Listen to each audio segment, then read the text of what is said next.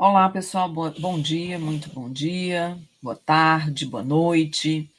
Eu sou Joiciane Bezerra de Menezes e, em complementação ao conteúdo da nossa disciplina de Direito das Sucessões, eu faço essa gravação de dois tópicos, mais especificamente, dessa nossa última unidade. Eu vou falar aqui de sucessão testamentária, que é a quarta e última unidade da nossa disciplina de Direito das Sucessões, e especificamente falaremos sobre o tópico 4.3 dessa unidade 4, que se inicia discutindo, apresentando e discutindo aspectos importantes dos legados, figura presente no direito da sucessão, especificamente no direito das sucessões, mas especificamente na parte de sucessão testamentária.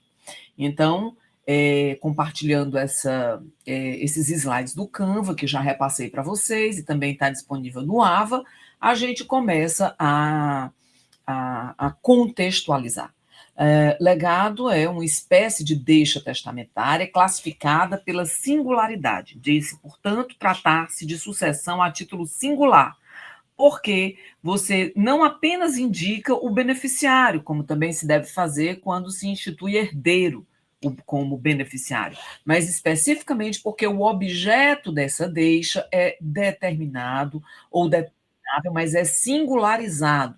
Então, o testador especifica o que ele quer transmitir para a figura do legatário. Então, nós temos duas figuras importantes: a do legatário, que é aquele que se beneficiará com a deixa, e a do testador, que é o legante, aquele que institui o legado.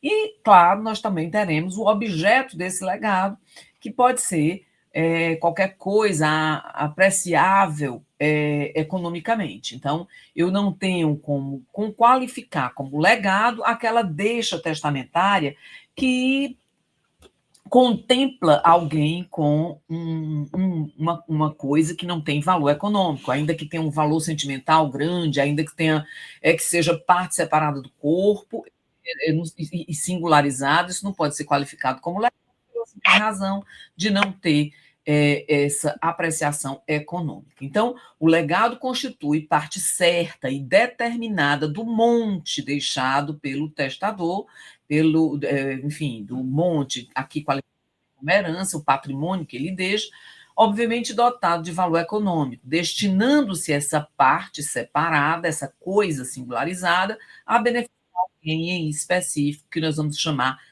legatário, essa pessoa que, em tese, é nomeada de imediato pelo testador.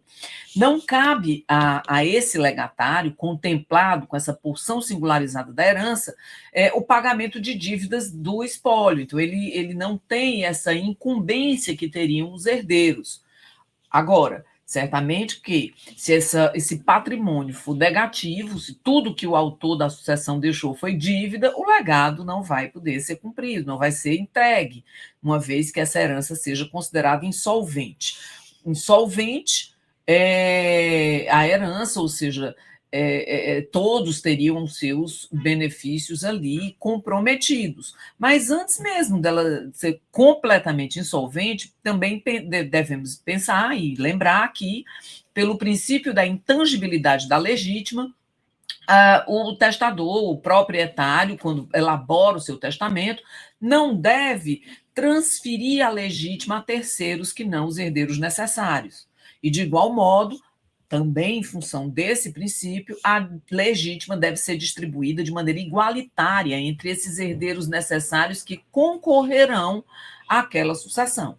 Então, o testador, quando maneja o seu patrimônio em testamento, deve estar ciente de que terá uma limitação, a limitação da intangibilidade da legítima, não podendo destinar a legítima a terceiros que não os herdeiros necessários, tampouco distribuí-la entre estes herdeiros necessários vocacionados de modo diferenciado, ela tem que ser dividida igualitariamente entre eles. Assim, se ele deixa em testamento ou herança, o legado para terceiros, ou mesmo para esses herdeiros necessários, na tentativa de contemplá-los aí com plus, esse legado só pode ser entregue se a legítima estiver preservada. Então, o testamento, no que diz respeito à destinação de herança ou de legado a terceiros, ou mesmo aqueles a quem o autor do testamento houver instituído como beneficiário, só será cumprido depois de inteirar a legítima. Portanto, é possível, número um, tentar reduzir a disposição testamentária para manter a inteiridade legítima, e adiante a gente vai observar que a redução da disposição testamentária se principia pela redução das deixas na forma de herança, ou seja, primeiro reduzem-se as heranças instituídas em testamentos, as porções de herança destinada a herdeiros testamentários, para depois reduzirem-se os legados. Então, a disposição na forma de legado teria esse privilégio legal. Só se reduzem os legados para inteirar a legítima depois de terem sido reduzidos os quinhões hereditários instituídos em testamento. Quais são as modalidades de legado, gente? Eita, tem aqui uma incorreção no nosso slide. Então, quais são as modalidades de legado que nós encontramos aqui Eita, pessoal, esse aqui eu dei um fora aqui com vocês. Espera aí. Pronto, eu só tenho que apagar esses slides. Porque, na verdade, isso aí, ó, em propriedadezinha de quem está fazendo quase ao vivo. Então, quais são as modalidades de legado? Eu posso explicar aqui, grosso modo, que os legados podem ser firmados por disposições testamentárias nesse formato puro e simples, de modo que não estejam estas disposições sujeitas a qualquer elemento acidental, como as condições, o encargo e o termo, né? Ou legados em disposições testamentárias sujeitas a elemento acidental, que seria o legado condicional, modal ou a termo. Modal é o legado sujeito a encargo. Então, como é que se faz um legado puro e simples? Apenas indicando o legatário e definindo o que será o objeto desse legado. Então, produzirá efeito uma disposição dessa natureza a partir da abertura da sucessão. Não vai esperar o evento futuro incerto para completar o direito do legatário, tampouco imporá ao legatário um dever na modalidade de encargo, ou ainda, menos ainda, sujeitará a eficácia desse legado ao transcurso do tempo. O legado a termo só pode ser estabelecido naquela modalidade, naquela categoria do direito sucessório chamada fideicomisso. Então, o legado puro e simples é aquele instituído em disposição testamentária pura, que não está associada à condição, termo ou encargo, produzirá efeito a partir da abertura da sucessão do testador. Já o legado condicional é aquele subordinado a um evento futuro, incerto, né? Que seria a condição suspensiva, se esse evento futuro incerto for o evento que se aguarda para que aquela disposição passe a completar-se e efetivamente produzir efeito. Por outro lado, teríamos a condição resolutiva, que é o evento futuro incerto, que fulmina o direito já alcançado pelo legatário. Então, também a condição resolutiva em disposição desta natureza só ocorrerá na categoria chamada fideicomisso. O legado modal ou legado sujeito a encargo é aquele que você estabelece em testamento, atribuindo ao legatário um encargo, que seria aqui uma obrigação de fazer, de não fazer ou de dar. Essa seria, por exemplo, uma solução interessante para quem tem um pet, não tem parente que possa cuidar desse pet na sua falta, então já pode estabelecer aqui uma deixa testamentária na modalidade de encargo, na modalidade de legado, mas também podia ser até uma deixa testamentária, instituindo alguém como herdeiro ou legatário, sujeito ao encargo de cuidar daquele pet enquanto o pet viver. Então, traz para o beneficiário uma obrigação. O encargo não impede a constituição do direito, como um exemplo da condição suspensiva. mas atribui para o beneficiário, e aqui na hipótese o legatário, um dever, o dever, no caso também, de cuidar do cachorro, por exemplo, do gato.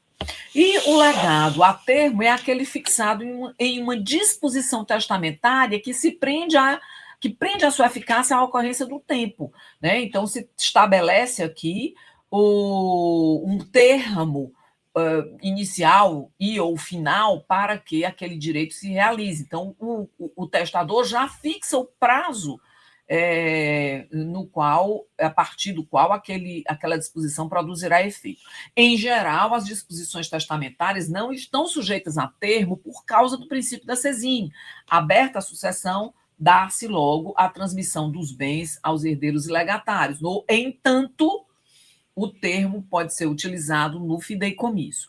Em suma, nas disposições testamentárias mais comuns, que institui legado, a disposição estará sujeita apenas à condição suspensiva ou a encargo, quando não forem designadas como pura e simples. Espécies de legado vão variar conforme o objeto, a natureza jurídica da coisa legada. Pode ser uma coisa certa ou uma coisa incerta. O que seria o legado de coisa certa? Aquelas coisas que devem pertencer ao legatário, ao legante. É claro que ninguém faz cortesia com chapéu alheio, então, em testamento, você instituirá legatário a alguém que você quer agraciar, mas a esta pessoa destinando coisa certa que se acha na sua propriedade. Então, você tem que legar alguma coisa que você possua, que você tenha por domínio sobre ela. E assim, dentre as coisas que você possui, elas têm naturezas distintas. Você pode ter bens imóveis e legar bens imóveis, você pode ter bens móveis e legar bens móveis, bens infungíveis como uma obra de arte, que são assim bens qualificados por sua natureza exclusiva, irrepetível, singularíssima, né? A coisa singularizada, que é aquela que você descreve, ainda que não seja infungível, mas você descreve e fica sendo aquela coisa particular, singular, que é achada no seu patrimônio. Então, você pode dizer um anel de brilhante com safira que recebeu da sua avó, enfim, você pode singularizar a coisa para que ela seja considerada um legado de coisa singularizada. É possível legar crédito, quitação de dívida, prestação periódica, na forma, portanto, de alimentos, e ainda todos os direitos reais passíveis aqui de avaliação econômica, como o usufruto, a posse, a servidão, enfiteuse, né? Eu não descrevi. Então, assim, passando um a um, seria fácil de qualificar aqui um legado de imóveis quando você diz que, numa determinada disposição, a coisa legada será um apartamento no edifício situado na rua X, número Z, né, de uma determinada cidade. E aí você especifica qual é a unidade que você está testando. Inclusive, esse legado de coisa imóvel pode ser a coisa na sua totalidade ou parte dela. Vamos imaginar que você só é proprietário em parte da coisa, pode legar parte desse imóvel. Né? Então, você individualiza o imóvel. Claro que o imóvel já é individualizado e identificado, se estiver na sua propriedade, identificado por uma matrícula, um registro específico no cartório de registro de imóvel da zona municipal na qual esse imóvel se está encravado, né? Então, esse legado de imóvel é assim denominado em razão da natureza do objeto legado. Não se incorporam a esse legado, ao imóvel que se legou, as benfeitorias ou acréscimos, imaginando agora não apenas um apartamento, mas vamos imaginar que seja um terreno, e você comprou um terreno vizinho contigo, e assim não se pode presumir que aquele acréscimo acompanhará o legado antes firmado, designado em testamento, certo? As benfeitorias úteis, necessárias ou voluptuárias, sim, aderirão ao prédio e serão compreendidas no conjunto daquele legado. Então, repetindo, reprisando, se você estabelece um legado de imóvel e realiza benfeitorias, tais benfeitorias incorporarão-se à coisa legada e serão, portanto, do direito do legatário exigi-las. Mas, se o imóvel é acrescido de um terreno contíguo, esse acréscimo não acompanhará o legado, salvo previsão expressa em testamento. O legado de um imóvel divisível, né, pode ser uma forma fácil de se resolver eventual necessidade de redução do legado, quando o legado é muito grande e abocanha parte da legítima, fazendo-se necessária a redução para garantir a integridade da legítima. Então, se você tem um terreno que é divisível, supondo que você tem aí um terreno numa área urbana de um município como Fortaleza de 4 lotes, né? E você pode reduzir, respeitando o tamanho do lote mínimo, para garantir a integridade da legítima. Então, o sujeito sendo um imóvel suscetível de divisão, quando o legado, ou se o legado precisar ser reduzido, faz-se a divisão proporcional. Quando, no entanto, o imóvel for indivisível, como, por exemplo, uma casa, não dá para você partir uma casa no meio. Então, se esse legado consistente num bem imóvel, casa, né, for tamanho, for de um valor econômico elevado, que em parte alcançar, atingir a legítima, e for necessário reduzir o legado para garantir a intangibilidade da legítima, como é que se faz para operacionalizar essa redução? O excesso, se o excesso for mais de 1/4 do valor do imóvel, o imóvel vai ficar com o espólio e o legatário pode exigir dos herdeiros o valor correspondente. Já se o excesso for menor que 1/4, aí dá-se o contrário, o legatário fica com o imóvel e reembolsa os herdeiros naquele quantum correspondente. Legados de bens móveis, que são essas coisas que podem ser, como o próprio nome diz, transferidas de um legado para o outro. Acontece, portanto, quando o objeto do legado é coisa móvel, e há uma infinidade de coisas consideradas móveis, né? Carro, dinheiro, eu coloquei o avião, navio e avião tem essa discussão sobre qual natureza se trata, né? Mas, enfim, em se tratando de um bem móvel, enquadram-se aqui os legados nas regras gerais do Código Civil e, assim, são apenas qualificados para esse fim. A transmissão vai se dar com a abertura da sucessão e depois o autor da sucessão, aliás, o onerado, que é a pessoa encarregada de cumprir o legado, vai emitir o legatário na posse, porque há uma outra particularidade do legatário comparativamente ao herdeiro. Ainda que ele possa ser contemplado pelo princípio da sesine, ele não é, ele precisa ser emitido na posse ao longo do inventário. O legado ainda pode ser de coisa infungível, coisa que só tenha uma, por exemplo. Estou aqui exagerando e tratando de um quadro intitulado Tempestade no Mar da Galileia, de Rembrandt. Então, eu tenho um exemplo de coisa infungível. A arte, o mundo das artes, apresentam essas coisas infungíveis, que são essas qualificadas pela particularidade, são insubstituíveis, porque elas são únicas, né? Então, essa coisa legada também pode ser objeto de um legado, e assim será qualificado legado de coisa infungível quando o objeto for uma coisa infungível. Necessariamente haverá de se encontrar, de ser achada no acervo hereditário, sob pena dessa disposição não produzir efeito.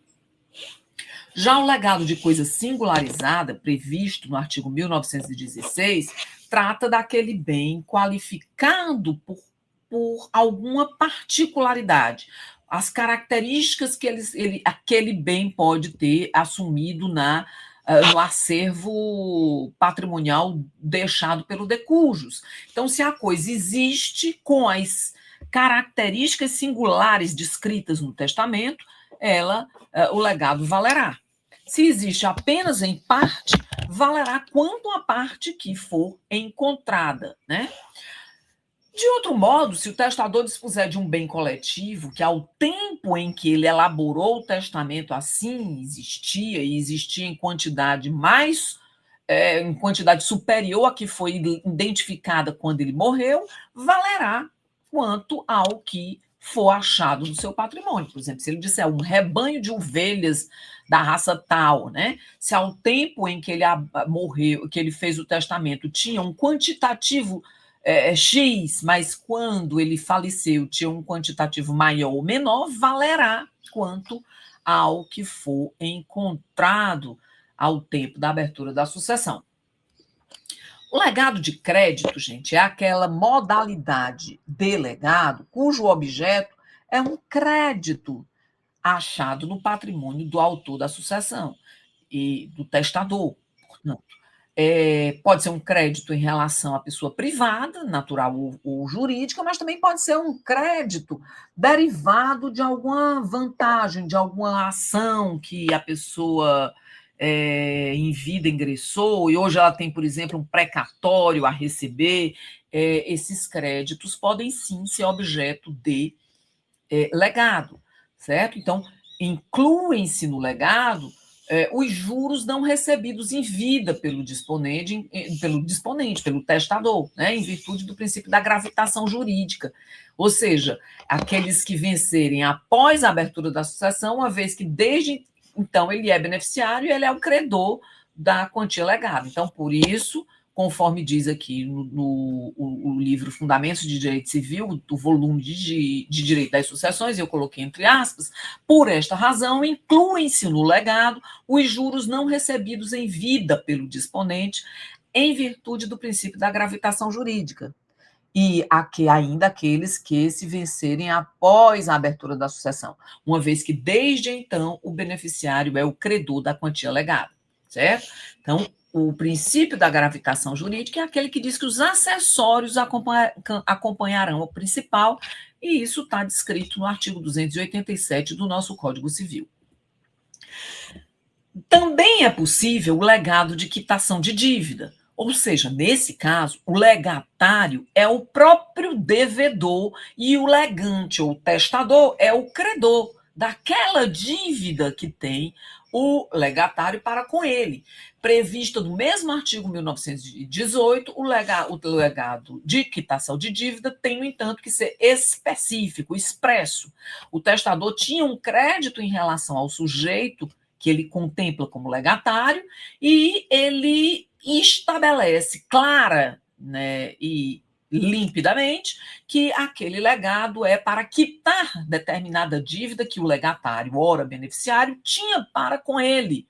E é necessário também frisar que tal dívida exista ao tempo da elaboração do testamento e até a importância fixada naquele momento. Então, essa o objeto do legado, a quitação de dívida existente ao tempo da elaboração do testamento.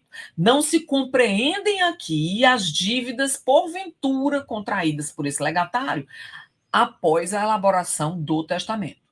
Agora, se o legatário já não devia nada ao testador ao tempo da sua morte, caduca esse legado, ok? Não terá eficácia, portanto, o legado de quitação de dívida se o legador nada devia ao testador. Da mesma forma, se parte da dívida já tinha sido quitada em vida, né, pelo testador, pelo legatário, valerá o legado apenas quanto ao remanescente dessa dívida, ok? Passando, teremos agora o legado de prestações periódicas, que visa garantir ao beneficiário, legatário, o necessário à sua sobrevivência, ou ao seu sustento, ou à preservação de um padrão de vida, caso o testador não tenha determinado qual seja o valor efetivo dessa prestação periódica. Então, se ele diz apenas que será um legado de alimentos e não descreve o montante, não estabelece o valor, como foi feito, por exemplo, pelo Gugu, quando contemplou a própria mãe como legatária no valor específico, salvo engano, de R$ 150 mil mensais, então é de se estimar que o legado de alimentos corresponderá àquilo que o legatário necessitará para viver. Não se confundem, no entanto, isso aqui, essas disposições testamentárias que instituem legado de alimentos, com os alimentos legais, previstos no Código, lá no livro de Direito de Família. Aqui, as prestações periódicas serão regidas pelo que o testador houver previsto, pelo que ele tiver apregoado em seu testamento.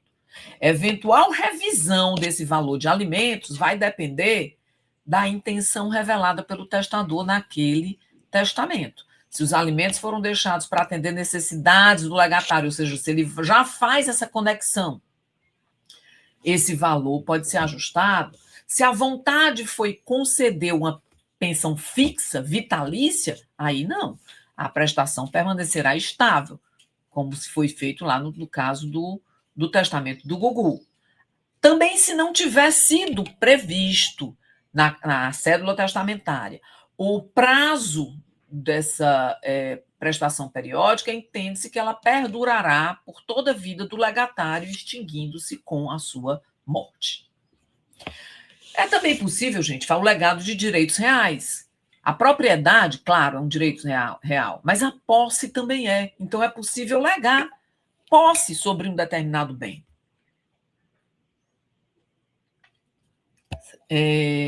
Como também é possível legar usufruto.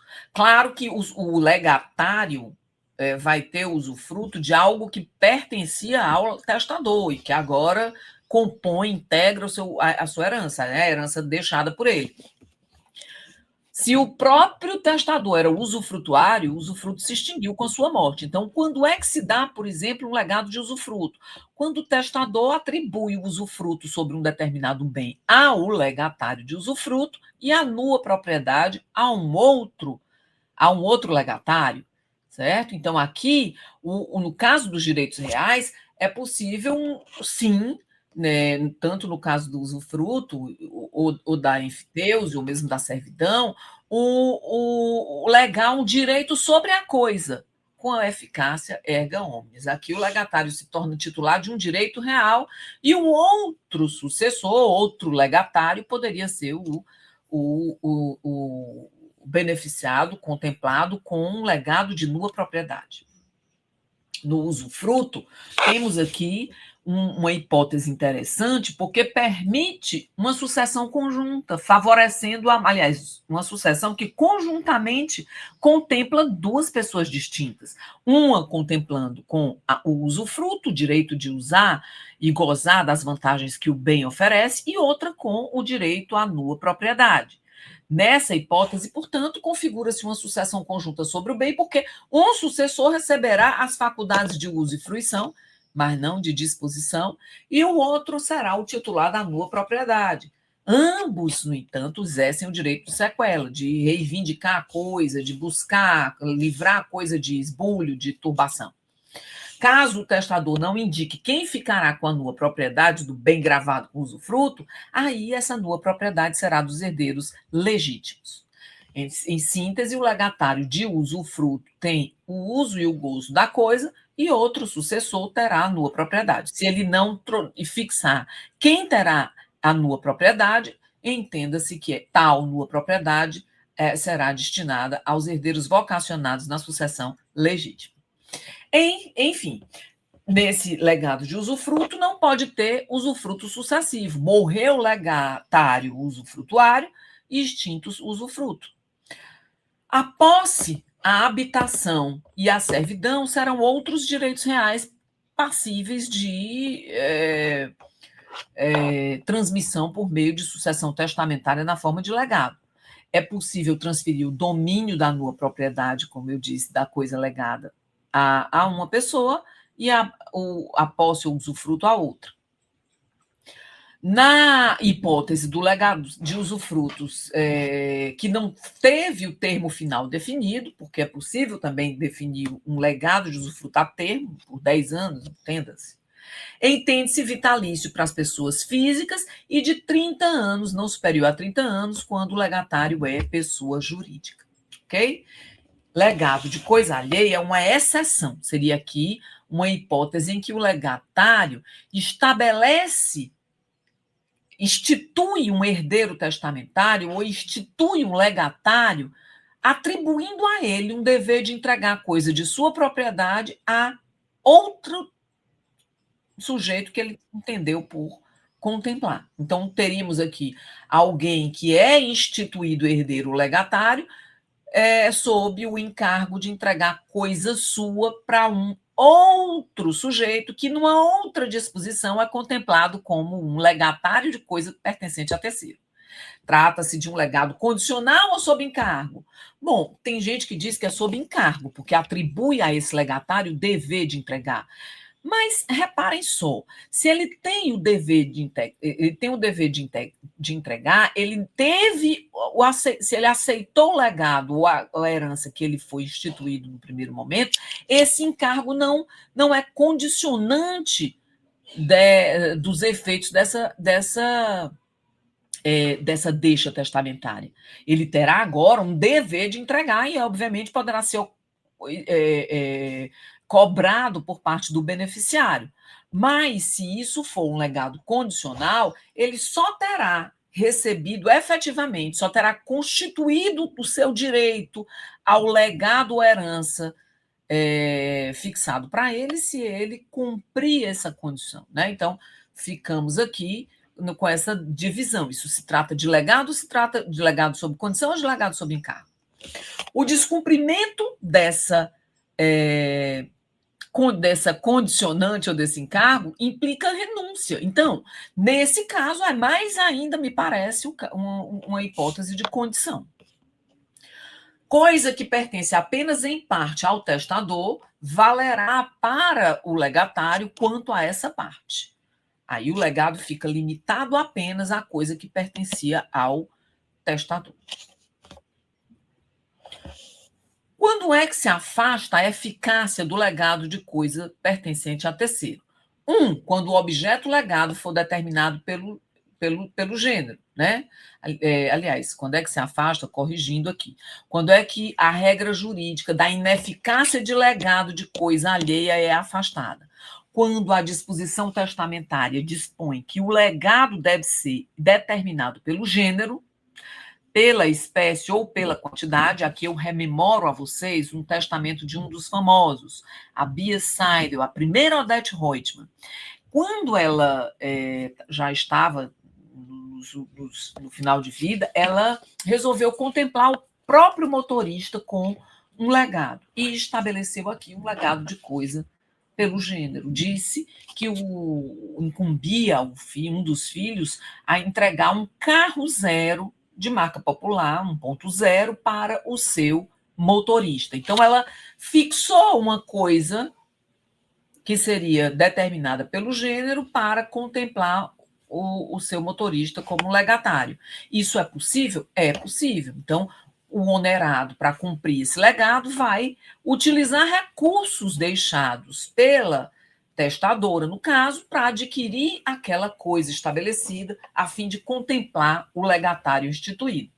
Uma segunda hipótese é se o testador apenas estabeleceu que se adquirisse de terceiro o objeto do legado. Também é possível nessa hipótese. Havendo recursos no seu patrimônio, ele pode estabelecer uma disposição dessa forma. Em terceiro caso, é se o bem é do herdeiro ou do legatário que passa a ser onerado com a entrega de um objeto legado. Né? Então, aqui é a história do legado de bem pertencente a terceiro. Esse terceiro não vai entregar uma coisa sua do nada. Primeiro, ele terá sido instituído herdeiro ou legatário. E a ele se incumbe essa tarefa de entregar coisa sua, condicionando o direito referente à primeira instituição ao cumprimento dessa dessa entrega, né? A fim de beneficiar uma outra pessoa que o testador também entendeu por bem contemplar. Se o testador era dono somente em parte da coisa legada, como eu já disse antes, valerá o legado quanto a essa parte. Legado de coisa fungível determinada pelo gênero em geral. Temos aqui a acrescentar. Essa coisa determinada pelo gênero não precisa se achar no patrimônio do autor do testamento. E aqui a coisa será adquirida e entregue conforme as regras gerais do Código Civil. A disposição vai ser cumprida, gente, ainda que não se ache qualquer coisa do gênero, né, no rol dos bens deixados pelo autor da sucessão. Tratando-se de bens indeterminados, quem é que vai escolher esses bens? A prerrogativa da escolha será dos herdeiros, eles vão escolher. Agora, se o testador disse que o próprio contemplado é que deve escolher, aí é o legatário que escolherá, ok?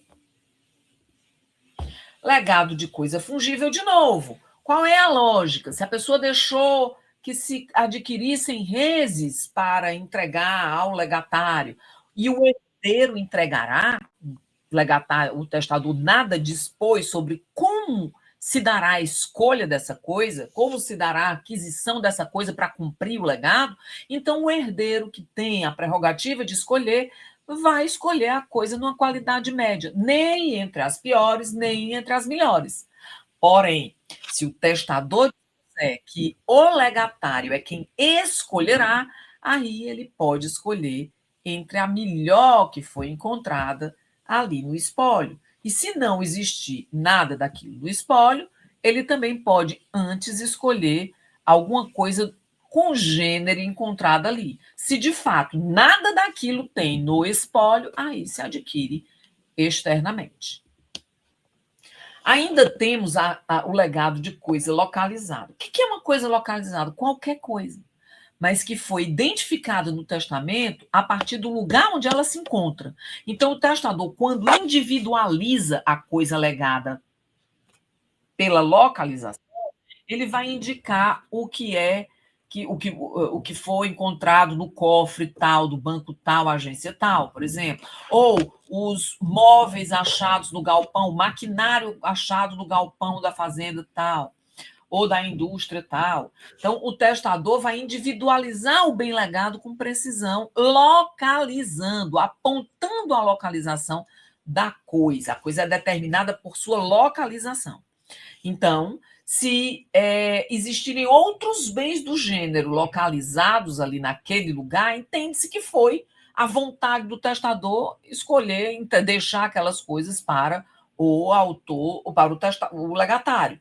Porém, se na localização indicada não existe tal coisa, ou coisas, como ele falou, enfim, não haverá, é como se ele tivesse revogado. A não ser que o objeto que se achava naquela localização tivesse sido deslocado posteriormente à morte, por efeito de terceiro, por decisão de terceiro. Então, mesmo que existam outros bens do mesmo gênero deixados pelo testador, entende-se que se houve mudança da localização da coisa, é porque por ele próprio, é porque ele revogou, ele desfez o objeto daquele, desfez aquela disposição. Mas se o legado recair sobre um conjunto de bens e houver vários desses bens no lugar encontrado, o montante achado no lugar indicado valerá, subsistirá como legado. Em suma, a coisa ou o coletivo de coisas indicado na localização apontada no testamento é o objeto do legado. O objeto do legado é a coisa indicada na localização apontada. O que se achar naquela localização com aquela discriminação será o objeto legado, ou mais ou menos. E se não houver aquela coisa na localização apontada, das duas, uma. Ou o legado foi revogado quando o testador afastou a coisa daquele lugar, ou não será revogado e se cumprirá se a coisa foi deslocada por vontade de terceiro, ou pelo próprio testador, mas por uma razão específica, para limpar, para avaliar, e nesse interstício ele faleceu. Eis aí o legado de coisa localizada, assentado no artigo 1917 do nosso Código. Como é que se dá o pagamento dos legados? O direito de pedir esse legado não se exerce tão logo se dá a morte do testador, tampouco se exercerá enquanto houver litígio sobre a validade, houver discussão sobre a validade do testamento. Nos legados condicionais ou a termo, também não se pode exigir o legado enquanto pendente a condição ou não transcorrido o prazo. Em suma, no artigo 1923 e seguintes, nós vamos encontrar o percurso necessário para exigir o pagamento dos legados. Primeiro, identificar e verificar o direito do legatário, se ele tem legitimidade sucessória passiva para herdar, né? Confirmar a validade da disposição testamentária, averiguar a disponibilidade, a existência desse bem no acervo, verificar também se a herança é solvente, avaliar se o legado, a disposição está sujeita à condição ou a termo, apurar aí em seguida a liquidação do legado vai pela apuração do valor ou individualização do objeto legado. A satisfação dos encargos impostos ao legatário, quando o caso, a definição dessa extensão patrimonial da disposição, em se tratando de crédito, se vão recair juros, em se tratando de dívidas, se elas são dívidas anteriores ao testamento, e aí, enfim, entregar a coisa, transferindo a posse da coisa para o legatário, assim como a titularidade do bem legado. E os custos agora serão por conta do legatário, esses custos para que ele possa receber a coisa. Não vai ser o espólio que arcará com o custo da tradição ou da transcrição, em se tratando de bem imóvel. Os legados podem caducar, e a caducidade é a perda da eficácia da disposição por evento alheio à vontade do testador. Quando se dá